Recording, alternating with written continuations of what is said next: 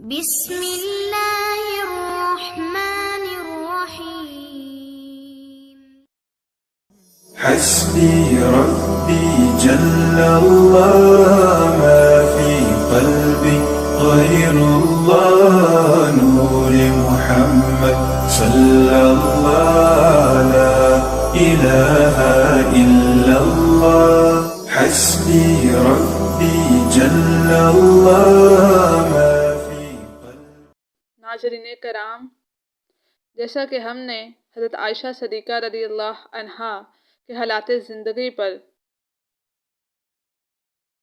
Part 1 کی video میں بیان کیا تھا، مگر یہ ٹاپک طویل ہونے کی وجہ سے ہم اس کو مکمل نہیں کر پائے تھے، تو اسی ٹاپک کا یہ پارٹ 2 ہے۔ سرور کائنات صلی اللہ علیہ وآلہ وسلم کو شہد بہت مرغوب تھا۔ عصر کی نماز کے بعد ازواج مطہرات کے پاس تشریف لے جایا کرتے۔ ایک دفعہ حضرت زینب بن حجش کے پاس کچھ زیادہ دیر ہو گئی۔ حضرت عائشہ صدیقہ رضی اللہ عنہا کو رشک ہوا۔ انہوں نے تجسس کیا تو معلوم ہوا کہ حضور علیہ السلام نے زینب رضی اللہ عنہا کے ہاں شہد کھایا ہے، جو انہیں کسی نے تحفے کے طور پر بھیجا تھا۔ حضرت عائشہ صدیقہ رضی اللہ عنہا نے حضرت سودا رضی اللہ عنہا اور حضرت حفصہ رضی اللہ عنہا کو سکھا دیا کہ جب حضور علیہ السلام ان کے ہاں تشریف لائیں تو کہنا کہ یا رسول اللہ صلی اللہ علیہ وآلہ وسلم، کیا آپ نے مغافیر کھایا ہے؟ مغافیر ایک پھول ہوتا ہے جسے شہد کی مکھی چوستی ہے، اس میں قدرے بو ہوتی ہے، اور آقا دو جہاں صلی اللہ علیہ وآلہ وسلم کو ہر قسم کی بو ناپسند تھی۔ جب حضور علیہ السلام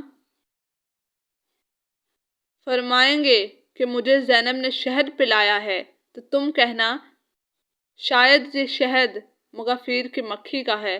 جب حضور علیہ السلام سودا رضی اللہ عنہا کے ہاں تشریف لائے تو یہی سوال و جواب ہوئے، اور پھر حضرت صفیہ رضی اللہ عنہا اور حضرت عائشہ صدیقہ رضی اللہ عنہا نے بھی یہی گفتگو دہرائی، تو حضور علیہ السلام کی طبیعت مبارک میں تقدر پیدا ہوا۔ چنانچہ جب آپ صلی اللہ علیہ وآلہ وسلم پھر حضرت زینب رضی اللہ عنہا کے ہاں تشریف لے گئے اور انہوں نے حسب معمول شہد پیش کیا، تو آپ صلی اللہ علیہ وآلہ وسلم نے فرمایا مجھے اس کی ضرورت نہیں، میں آئندہ شہد نہیں کھاؤں گا۔ اس پر ایک آیت مبارکہ نازل ہوئی، اے نبی صلی اللہ علیہ وآلہ وسلم، تم اپنی بیویوں کی رضامندی کے لیے جو چیز اللہ تعالیٰ نے حلال کی ہے اس کو اپنے لیے کیوں حرام کرتے ہو؟ بعض روایتوں میں ہے کہ شہد کھانے کا واقعہ حضرت حفصہ رضی اللہ عنہا کے ہاں پیش آیا تھا۔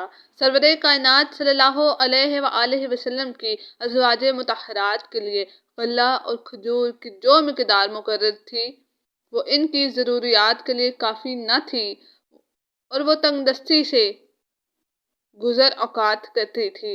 ادھر اموال غنیمت اور سالانہ محاصل میں کافی اضافہ ہو چکا تھا، چنانچہ ازواج مطہرات نے اپنے مقررہ گزارہ میں اضافہ کی خواہش ظاہر کی۔ حضرت ابو بکر صدیق رضی اللہ عنہ اور حضرت عمر فاروق رضی اللہ عنہ نے اپنی بیٹیوں حضرت عائشہ صدیقہ رضی اللہ عنہا اور حضرت حفصہ رضی اللہ عنہا کو سمجھا کر اس مطالبے سے باز رکھا، لیکن دوسری ازواج مطہرات اس مطالبے پر قائم رہی۔ اتفاق سے اسی زمانہ میں حضور علیہ السلام گھوڑے سے گر پڑے اور پہلو مبارک میں چوٹ لگی۔ آپ صلی اللہ علیہ وآلہ وسلم نے حضرت عائشہ صدیقہ رضی اللہ عنہا کے حجرے سے متصل ایک بلا خانے پر قیام فرمایا اور عہد کیا کہ 1 مہینے تک ازواج مطہرات سے نہ ملیں گے۔ منافقین ایسے موقع کی تلاش میں رہتے تھے۔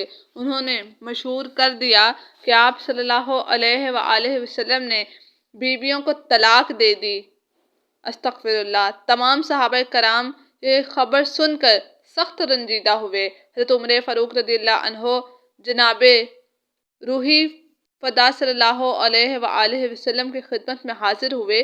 حضور علیہ السلام ایک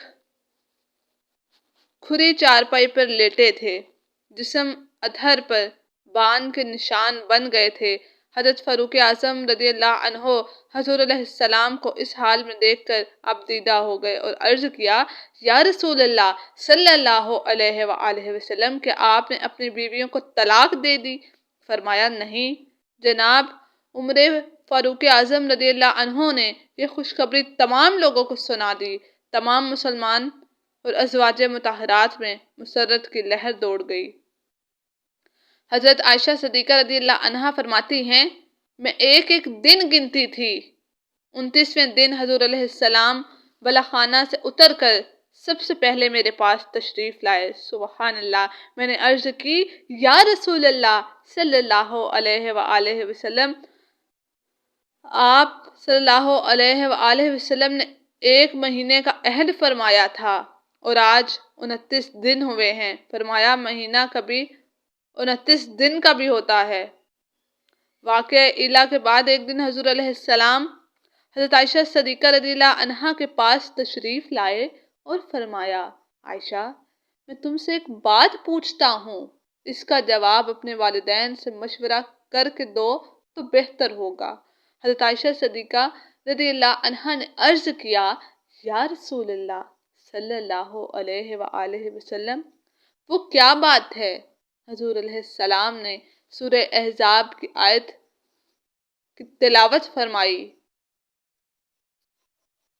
اور بتایا، اے نبی صلی اللہ علیہ وآلہ وسلم، اپنی بیویوں سے کہہ دو، اگر تم کو دنیاوی زندگی اور اس کی رونق درکار ہے تو آؤ، میں تم کو اچھی طرح رخصت کر دوں، اور اگر اللہ تعالیٰ اور اس کا رسول صلی اللہ علیہ وآلہ وسلم اور آخرت کا گھر پسند ہے تو تم میں سے نیک عورتوں کے لیے اللہ نے بڑا ثواب رکھا ہے۔ حضرت عائشہ صدیقہ رضی اللہ عنہا نے کہا، یا رسول اللہ صلی اللہ علیہ وآلہ وسلم، اس میں والدین کے مشورہ کی کیا ضرورت ہے؟ میں تو اللہ تعالیٰ اور اللہ تعالیٰ کا رسول صلی اللہ علیہ وآلہ وسلم اور آخرت کا گھر اختیار کرتی ہوں۔ حضور علیہ السلام نے یہ جواب پسند فرمایا۔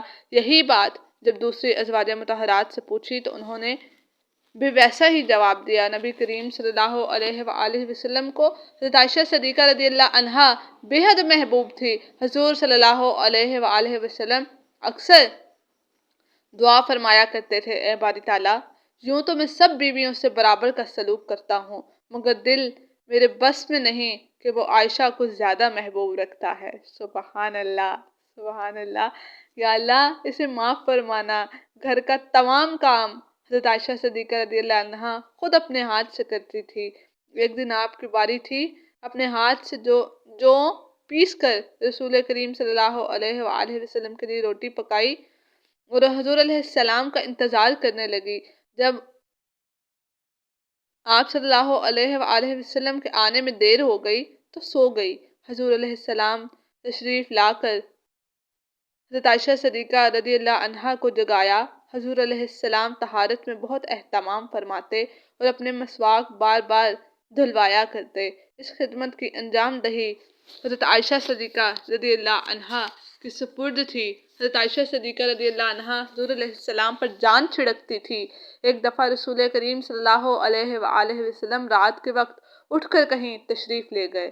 جب حضرت عائشہ صدیقہ رضی اللہ عنہا کی آنکھ کھلی اور حضور علیہ السلام کو موجود نہ پایا تو سخت پریشان ہوئی، دیوانہ وار اٹھی اور ادھر ادھر حضور علیہ السلام کی تلاش میں سرگرداں ہو گئی۔ آخر انہوں نے دیکھا کہ حضور علیہ السلام ایک گوشہ میں خاموشی سے یاد الہی میں مصروف ہیں۔ سبحان اللہ۔ تب کہیں جا کر انہیں اطمینان ہوا۔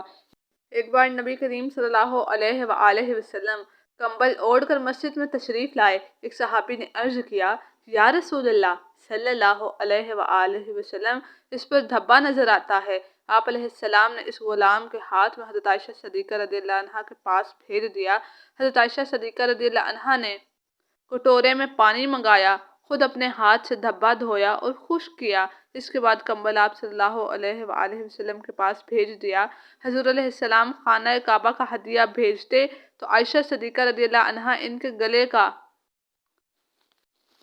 قلوہ بنتی تھی۔ جب نبی اکرم صلی اللہ علیہ وآلہ وسلم احرام باندھتے یا احرام کھولتے تھے تو حضرت عائشہ صدیقہ رضی اللہ عنہا جسم مبارک میں خوشبو لگاتی تھی۔ ایک دفعہ سفر میں حضرت عائشہ صدیقہ رضی اللہ عنہا کا ایک ہار گم ہو گیا۔ حضور علیہ السلام نے اس کی تلاش میں چند صحابہ کو بھیجا۔ وہ اس کی تلاش میں نکلے تو رستے میں نماز کا وقت آ گیا اور لوگوں نے بغیر وضو نماز پڑھی۔ واپس آ کر حضور علیہ السلام سے معجزہ بیان کیا۔ اس وقت آیت تیمم نازل ہوئی۔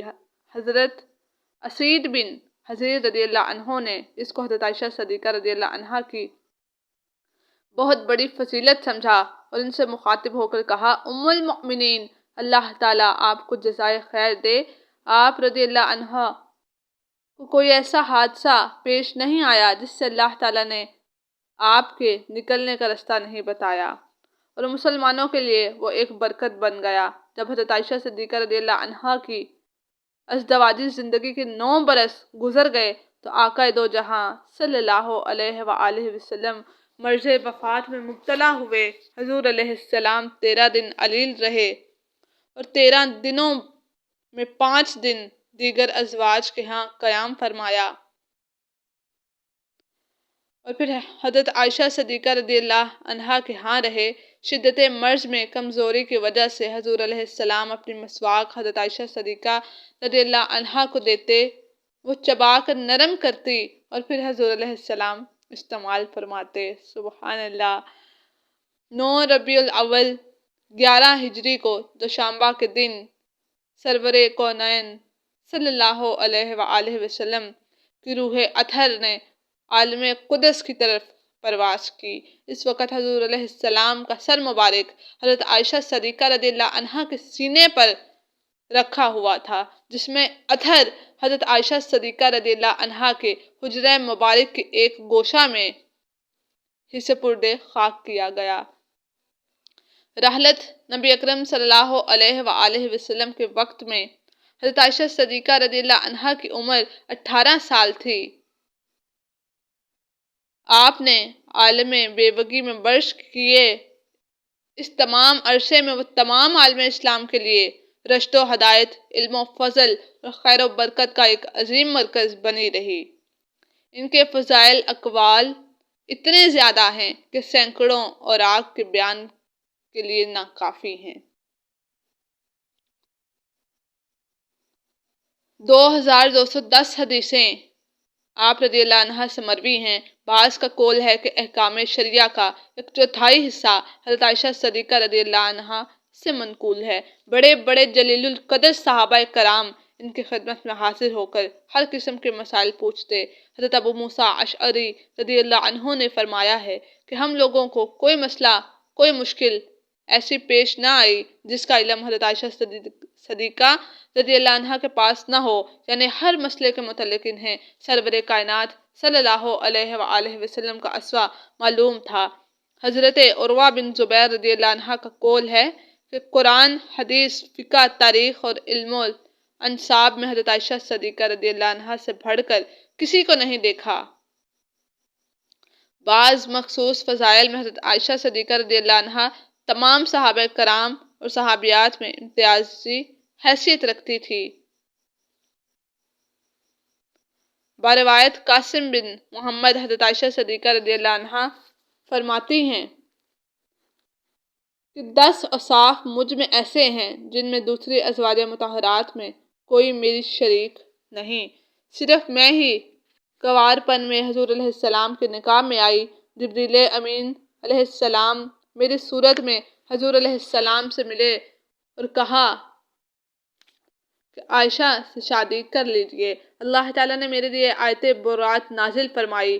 میرے ماں باپ دونوں مہاجر ہیں۔ میں رسول کریم صلی اللہ علیہ وآلہ وسلم کے سامنے ہوتی تھی اور حضور علیہ السلام نماز میں مصروف ہوتے تھے۔